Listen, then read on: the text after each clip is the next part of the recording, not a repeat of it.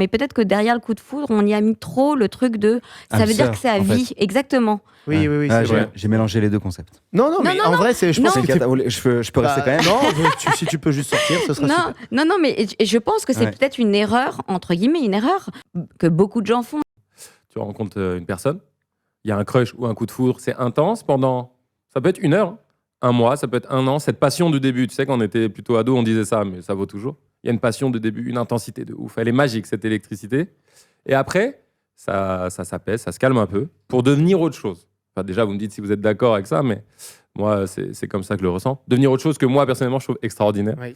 Mais ça se traduit par des trucs où c'est plus forcément, au bout d'1 an ou 2 ou 3, comme c'était les 4 premiers mois. Parce que je trouve que l'amour et le couple, c'est plein de premières fois. Tu sais, genre, c'est que des premières fois, en fait. C'est clair. Alors, non seulement avec la personne, mais même tout simplement dans ta vie. C'est genre la première fois que tu ressens ça, la première fois que tu es blessé comme ça, la première fois que tu es heureux comme ça. Ouais.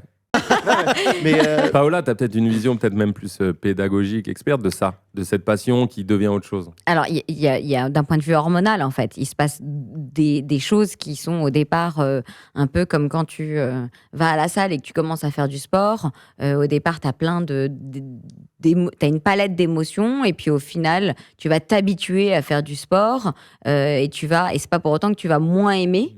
Au contraire, tu vas en avoir encore plus besoin parce que ça va venir remplir un manque. Mais c'est vrai que c'est l'évolution de ses sentiments, et même de sa relation dans un couple qui perdure, on va dire, c'est un truc qui peut faire très peur.